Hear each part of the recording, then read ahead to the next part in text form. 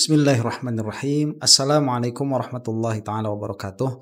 Alhamdulillahi rabbil alamin. Wa sallallahu ala sayyidina Muhammadin wa ala alihi wa sahbihi wasallam, amma ba'du. Sebuah anomali terjadi di kampus besar ya, UGM, yang mana petinggi-petinggi UGM itu berkumpul untuk melakukan podcast sebagai klarifikasi atas kisruhnya ijazah Pak Jokowi, yang mana setelah saya perhatikan sebagiannya saja, itu ada yang make sense, ada yang tidak. Dan ada sebuah kebetulan yang menarik di sini, yaitu podcast ini dilaksanakan hampir berbarengan begitu. Bukan berbarengan, berdekatan dengan diperkarakannya para penggugat itu ya, penggugat ijazah palsu ya, seperti Dr. Tifa itu yang saya ketahui ya, dan siapa itu Roy Suryo. Nah, Roy Suryo itu alumni UGM juga ternyata. Jadi akan kita saksikan beberapa kejanggalan dari awal begitu. Dari adanya podcast ini sudah saya rasakan, saya katakan rasakan bukan buktikan begitu ya, sudah saya rasakan. Kemudian kalau di mata saya UGM ini waktu dia menunjuk khotib Jumat yang bernama Profesor Suryono itu sudah gugur kredibilitasnya begitu. Kenapa? Karena sudah tidak serius di dalam menilai kompetensi seseorang, itu sudah tidak serius. Udah, dan ini di dalam masalah agama ya, yang mana bagi saya sebagai santri itu sangat krusial sekali. Seharusnya tidak boleh. Kita akan saksikan saja bagaimana podcast yang berlangsung di antara para petinggi UGM ini, dan videonya ada di websitenya UGM. Setahu saya di YouTube tidak ada begitu. Kita saksikan dulu. UGM, selamat datang di UGM Menjawab. Polemik soal ijazah Bapak Joko Widodo itu telah menyita perhatian publik selama bertahun-tahun. UGM melihat bahwa ini bisa menimbulkan atau sudah menimbulkan kesimpang siuran dan juga kesalahpahaman soal sistem pendidikan secara umum. UGM peduli soal ini, maka hari ini saya akan duduk bersama Rektor, Wakil Rektor, dan Dekan Fakultas Kehutanan untuk mendiskusikan masalah ini. Oke. Bu Rektor. Nah sebentar ya, saya mau melihat dari sisi agama dulu saja. Ini orang-orang fasik ya, saya tidak tahu agama mereka apa.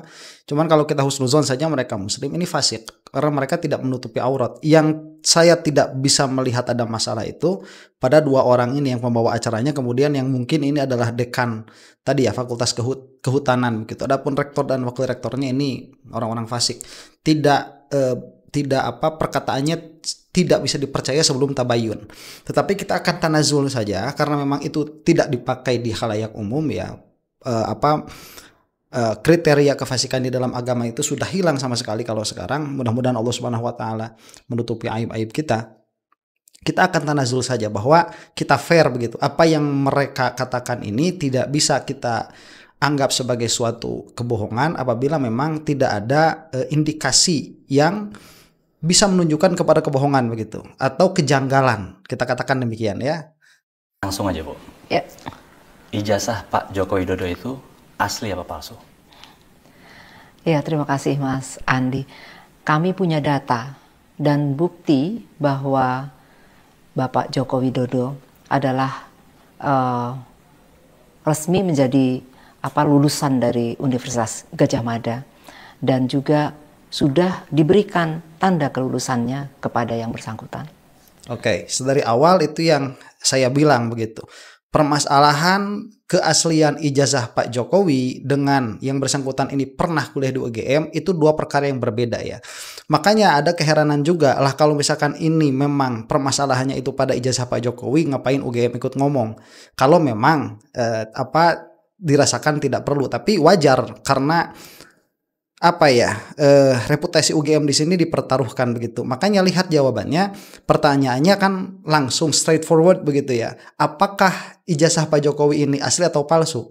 Ibunya menjawab, ini ibu rektornya menjawab, kami memiliki bukti bahwa yang bersangkutan ini bla bla bla begitu. Jadi buktinya itu bukan ijazah aslinya. Buktinya itu bahwa Pak Jokowi pernah kuliah dan pernah lulus dari UGM dan bukti kelulusan sudah diberikan. Jadi ini ada dua perkara yang berbeda. Karena bisa jadi memang dari UGM ini Pak Jokowi lulus, tetapi yang dipakai oleh Pak Jokowi di dalam konstelasi politik yang beliau lakukan semenjak di Solo sampai menjadi presiden, itu bukan ijazah yang diberikan oleh UGM. Bisa jadi dengan beberapa alasan begitu, bisa jadi karena nilainya kurang atau karena hilang dan lain sebagainya. Itu sangat mungkin terjadi. Makanya jawaban dengan pertanyaannya sebetulnya nggak nyambung. Nah ini yang saya heran juga, masa sekelas rektor ini nggak nyambung begitu. Jawabannya begini saja, tidak tahu, selesai. Ya kalau tidak tahu, cuman ya memang karena sudah melebar, saya saya maklumi begitu. Respon seperti ini keluar karena jawaban dengan pertanyaan nggak nyambung. Tapi Bu, sangat banyak orang, Ibu pasti juga membaca di media sosial. Itu orang itu yakin banget bahwa ijazah ini palsu. Saya kira perlu didudukan seperti ini. Tugas institusi pendidikan tinggi, dalam hal ini Universitas Gadjah Mada, itu tugasnya adalah mendidik. Ya. Jadi proses pendidikan itu kami mempunyai bukti dan dokumen yang lengkap terkait dengan hal tersebut. Ya. Dan sedangkan untuk yang kaitannya dengan ijazah, itu tentunya diberikan setelah yang bersangkutan menyelesaikan proses pendidikan itu secara baik dan sesuai dengan persyaratannya, dan diserahkan pada saat wisuda kepada yang bersangkutan. Berarti UGM telah menyerahkan ijazah yang benar atau asli itu kepada yang bersangkutan? Iya, kepada yang bersangkutan pada saat wisuda. Jadi tahun 1985 untuk kasusnya Bapak Joko Widodo. Oke. Nah itu yang dimaksud, Ibu ini tahu duduk perkaranya begitu. Jadi dengan pede ya, saya katakan tadi ini orang fasik, cuman kita tanazul saja. Oke, kita percayalah begitu ya, bahwa ini memang ada bukti-buktinya. Berarti kan Pak Jokowi pernah lulus. Kan permasalahannya bukan di situ, permasalahannya di dalam ijazahnya. Maka harus disandingkan ini ijazah yang ada pada Pak Jokowi dengan bukti-bukti yang ada pada UGM supaya match begitu ya. Karena kata-kata kemarin dari polisi lah katakan begitu ya. Ini kan ijazahnya identik begitu ya kan. Identik kan bukan otentik. Itu juga sering ditekankan. Jadi Ibu ini tahu duduk permasalahannya, dan UGM ini tinggal tinggal menyerahkan data-data yang disebut ada itu kemudian untuk diperiksa, dan bagusnya ini nanti juga ada pihak independen kalau kita memang mau masalah ini selesai begitu. Itu juga berlaku untuk semua alumni yang lain? Untuk semua alumni, ya. Bu Rektor, kita lihat di media sosial, itu banyak sekali beredar gambar, analisis segala macam mengatakan itu palsu. Itu gimana, Bu? Jadi ijazah itu kan tahun 85 sudah diserahkan kepada yang bersangkutan. Artinya yang menjaga ijazah itu adalah yang bersangkutan. Oleh karena itu Universitas Gadjah Mada ini ya kita tidak mau berkomentar terkait dengan ijazah, a piece of paper yang sudah ada di yang bersangkutan. Artinya UGM juga tidak bertanggung jawab apakah yang beredar sekarang itu adalah yang diserahkan UGM dulu itu bukan, kita atau bukan, kita tidak bertanggung jawab untuk itu. Nah ini baru ketemu sama yang tadi pertanyaan di awal begitu. Kita tidak tahu. Karena yang dipermasalahkan itu pada awalnya saya tidak terlalu melihat detail-detailnya. Memang saya juga geli juga begitu ya ngelihat penggugat ini kok malah kemana-mana begitu kan. Ini menjadi show di masyarakat yang tidak selesai-selesai begitu. Ada indikasi anu kan akhirnya menjadi melebar ya, orang menjadi gaduh dan permasalahan-permasalahan yang lebih penting akhirnya tidak tergarap begitu. Ini Ibu Rektor ini paham di dalam hal ini ya, pertanyaannya semakin mengerucutkan.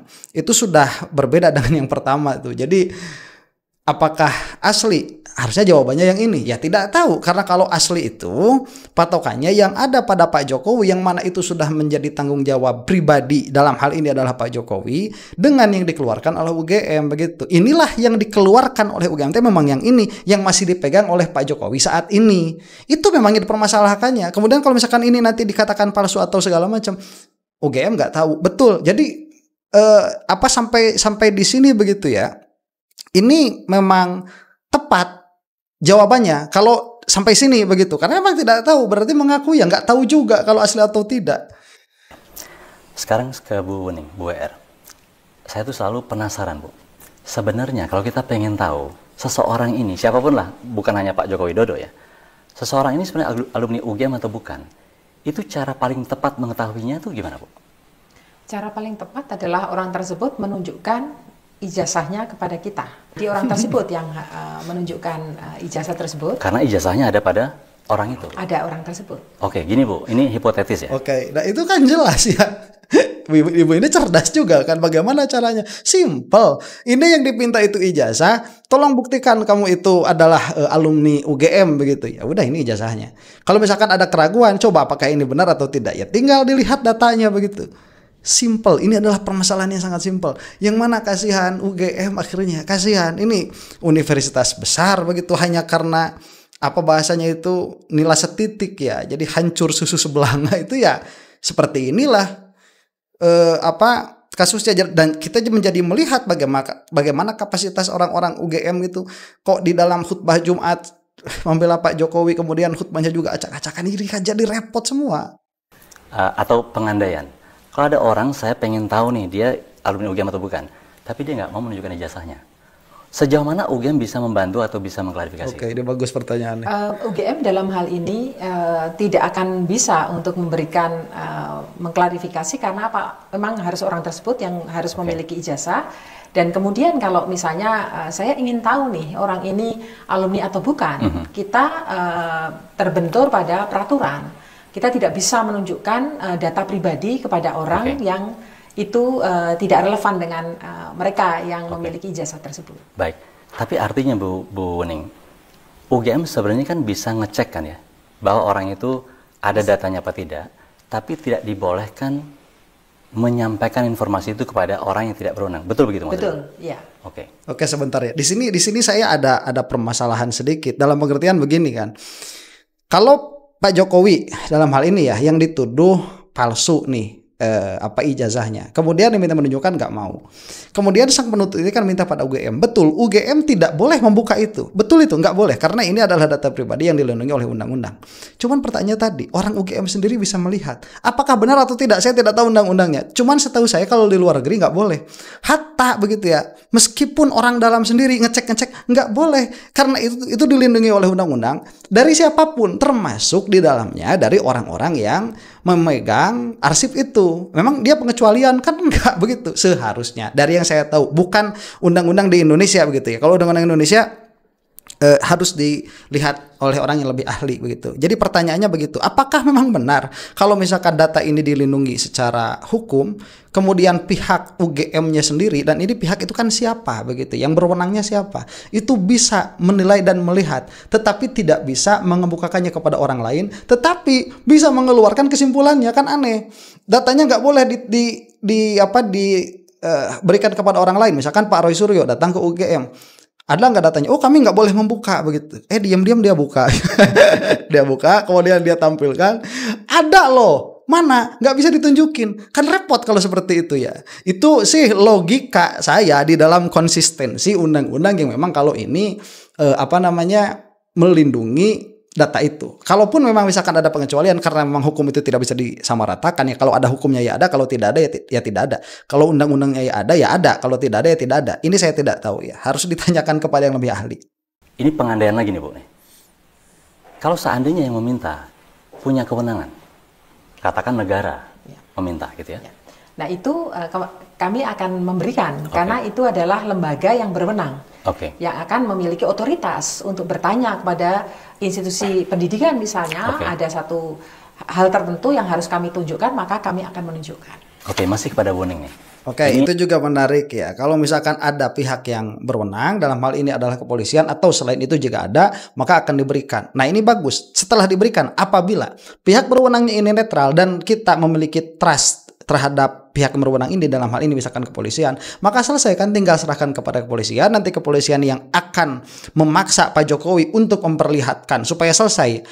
Kepolisian memaksa Pak Jokowi untuk memperlihatkan ijazah aslinya, kemudian dari pihak UGM untuk menyerahkan data-data sebagai validatornya. Sudah, kalau ini klop selesai. Kalau tidak kan tidak begitu. Itu kalau percaya. Kalau tidak kan ini harus dibawa ke persidangan. Kalau kita punya trust issue begitu ya. Ini barang buktinya ini harus dibawa ke persidangan. Kemudian di persidangan itu nanti dicek dari kedua belah pihak. Dari pihak yang menuntut nanti akan mengeluarkan saksi ahli. Dari pihak yang membela juga mengeluarkan saksi ahli. Karena kalau sampai ini skandal besar kan kalau memang misalkan sampai setransparan itu dan bisa dibuktikan bahwa salah satu perkataan orang ini salah begitu. Ini bisa menjadi skandal besar. Agak sedikit lucu tapi menggemaskan menurut saya, Bu ya. Banyak orang bilang, Bu, ijazah Pak Joko Widodo itu palsu dan dibuat di sebuah percetakan di mana lagi itu? Mungkin Jalan Pramuka kalau saya pernah baca. Komentar Ibu gimana? Sebetulnya sederhana ya cara logika berpikirnya. Sebagai contoh nih, misalnya ada sebuah perguruan tinggi ternama misalnya ya di Inggris atau di Amerika, gitu. Sebutlah Oxford misalnya. Terus kemudian ada seseorang itu yang memalsukan ijazah Oxford. Dan kemudian dipakai oleh dia dan kemudian orang percaya bahwa itu palsu. Itu kan tidak ada hubungannya dengan Oxford. Misalnya, ini sebagai pengandaiannya. Pengandaian. Dalam hal ini misalnya. Jika itu memang, saya tidak berani mengatakan itu benar, tapi kan beritanya begitu, Bu. UGM kan dirugikan sebenarnya. Karena orang mengatakan, ijazah UGM itu gampang, cetak aja di Jalan Pramuka. Apakah UGM tidak bertanggung jawab terhadap itu? Atau apa langkah UGM? Atau ada langkah yang harus dilakukan oleh UGM? Atau memang UGM harus diam saja? Misalnya terbukti bahwa seseorang itu melakukan pemalsuan, dan itu mengatasnamakan UGM, ya UGM akan bergerak dari sisi hukum, laporkan dan lain sebagainya. Berarti clear begitu ya? Artinya apakah betul ini dugaan saya berarti? Memang tidak pernah ada yang melaporkan secara resmi bahwa ijazah UGM pernah dipalsukan di Jalan Pramuka? Tidak ada. Tidak ada laporan itu? Itu baik sekali, bagus sekali ya responnya. Memang UGM tidak punya hubungan sama sekali dengan hal itu. Ya itu kan orang yang bikin palsu, kemudian orang percaya, kan siapa juga yang salah begitu, yang kurang mikir. Dan kalau misalkan ada ada laporan dan memang terbukti ada yang memasukkan, itu harus dituntut secara hukum, harus. Tapi kan tidak menjadi rahasia umum juga ya, bahwa saya tidak tahu kalau masalah ijazah ya, saya tidak tahu. Cuman kan kalau masalah skripsi nih joki ada, itulah udah rahasia umum lah ya, joki ada. Kemudian entah kalau pemalsuan ijazah, dan kalau misalkan belum ada yang melapor, kan sebaiknya untuk menjaga pendidikan kita, terutama bukan instansi kita sebutnya itu sebuah lembaga besar lah begitu ya, universitas besar seperti UGM kan harusnya proaktif begitu. Jalan Pramuka apa bener melakukan investigasi pribadi begitu supaya terjamin, jangan sampai seperti tadi, gampang lah ada ijazah bisa dicetak di Jalan Pramuka begitu, dan itu kan bisa jadi benar karena memang tidak ada laporan, bukan berarti tidak ada, harusnya ada investigasi proaktif. Dari Bu WR saya akan ke Pak Dekan. Pak Dekan, Bapak Joko Widodo itu masuk tahun berapa? Dan apa buktinya beliau memang pernah masuk ke kehutanan, Pak? Baik, terima kasih. Jadi Bapak Joko Widodo itu bisa dikatakan masuk pertama kali ke UGM itu setelah mengikuti serangkaian tes, kemudian diumumkan ya, Proyek Perintis 1 itu diumumkan pada tanggal 18 Juli 1980. Itu baru pengumumannya saja. Jadi kalau kita ditanya kapan masuknya, tentu setelah registrasi. Nah, registrasi itu dilakukan pada tanggal 28 Juli 1980. Ya, jadi bisa dikatakan bahwa masuknya tercatat resmi di UGM itu adalah 28 Juli 1980. Gitu. Ini saya mewakili netizen itu, Pak. Ya. Buktinya apa? Kalau Pak ditanya gitu gimana? Ya, ada. Jadi kita memiliki bukti form izin registrasi untuk pertama kali. Jadi di UGM itu pertama kali ada registrasi, kemudian nanti di semester 5 itu ada namanya registrasi. Ya. Dan jadi itu semua dua-duanya ada di Fakultas Kehutanan. Nah ini saya maksud ya, Pak Dekan ini apa dia itu memiliki kewenangan secara undang-undang untuk melihat dokumennya Pak Jokowi?